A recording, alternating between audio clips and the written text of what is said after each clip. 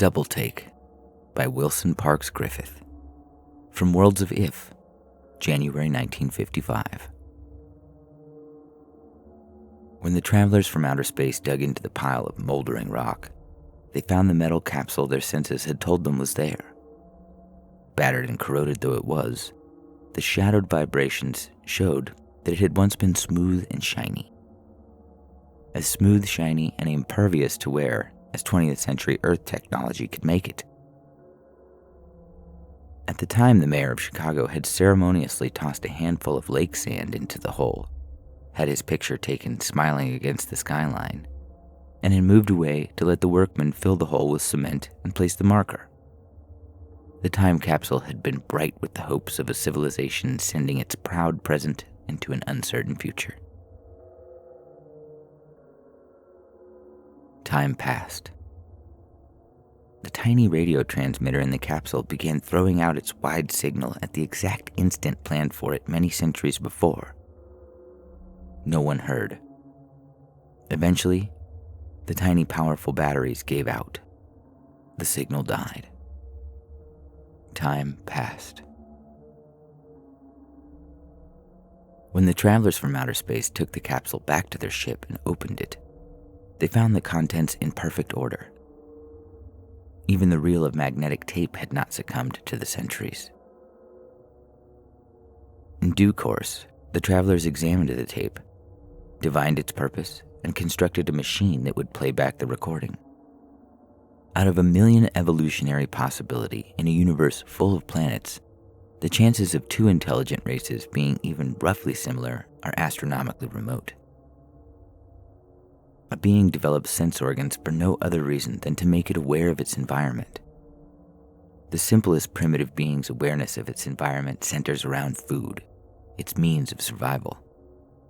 It develops organs and appendages that will enable it to ferret out, obtain, and ingest its food. As the food differs, so, then, does the eater. The travelers had no ears or eyes as such. They had other organs for other purposes. But the net result was that they saw and heard quite as well, even better, than Earthmen. Perhaps that explains why the travelers gleaned so much more from the tape recording in the 20th century capsule than its originators had planned or intended. Not just any radio show could be placed in the time capsule. What picture of contemporary 1960 mankind would the men of the future derive from a soap opera, a news analysis, or top comedy show? Certainly not a flattering one. And so, reasoned the brass in charge of the project, not a true one.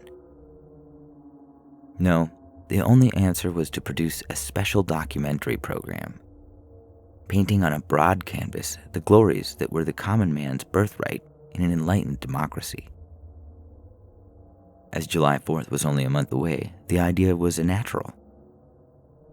The program would be carried simultaneously on 4 networks, then placed in the time capsule so that historians of the future would have something solid on which to base their conclusions. A famous poet, radio writer, was hired to write the script. Hollywood's greatest young male star donated his services with much attendant publicity as narrator. A self-acknowledged genius who directed radio shows for a living condescended to lend his talent to the production. Numerous other actors, musicians, technicians, and assistants were hired. None well known, but all quite competent. July 4th, the big day, arrived. The cast went into rehearsal early in the morning. By the second complete run-through, just before the break for lunch, the show was hanging together nicely. After 4 hours of polishing in the afternoon, it was ready to go on the air. Everyone's nerves were raw, but the show sounded great. Naturally, when a room full of creative people have been rubbing against one another for a full day, a lot of emotions are generated. The listening audience never knew about it, but it took the actors, directors, musicians, and technicians several days to get the session out of their systems. During rehearsals, the young Hollywood star developed a consuming lust for one of the minor actresses. One of the minor actors developed a consuming lust for the young Hollywood star. Everyone immediately hated the director, and he, lofty and all-wise, contemptuously hated them in return. By 8 o'clock that night, showtime, the splendid documentary on the splendid American people was not the only thing that was at peak pitch. It was the other thing, however, that the radio audience heard. It was magnificent. Future students hearing the tape could not but conclude that here was the golden age. Man, at least American man, circa 1960, noble, humble, and sincere, was carrying in his bosom the seeds of greatness. Difficulties still existed, of course, but they were not insurmountable. A few deluded people seemed to be working against the common good, but the program left no doubt that this would be cleaned up in short order. The millennium was at hand. When the travelers from outer space, who were a team of historians doing research on the history of life throughout the universe, listened to the tape recording, their ears heard none of the program as it had been originally broadcast. They were no less fascinated, however, for what they heard was the thought patterns of the people who had been connected with the program. These thoughts, in the form of electrical impulses, were also recorded on the magnetic surface of the tape, and were the only sounds audible to the travelers.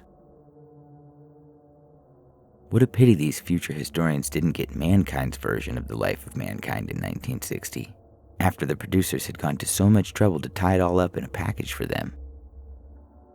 Their conception of Earth culture was based on the thought impulses they heard, and their history of Earth was written accordingly. The last paragraph is worth noting. In the main, it is quite fortunate for life in the universe that these primitive people destroyed themselves before they learned how to leave their planet. Lustful, murderous, and guilt-ridden, they are perhaps the worst examples of intelligent life that we have ever discovered. And yet, paradox supreme, they had one quality that we ourselves would do well to emulate. That quality we can only surmise, for nothing on the recording spoke of it, yet it is obvious. For if they hadn't had this quality, there would have been no recording left for us at all. How strange that these tortured people should practice an unparalleled example of life's highest achievement: complete honesty with themselves and others.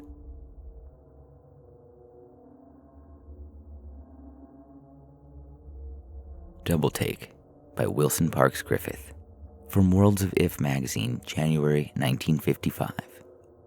Read by Jean-Paul Garnier.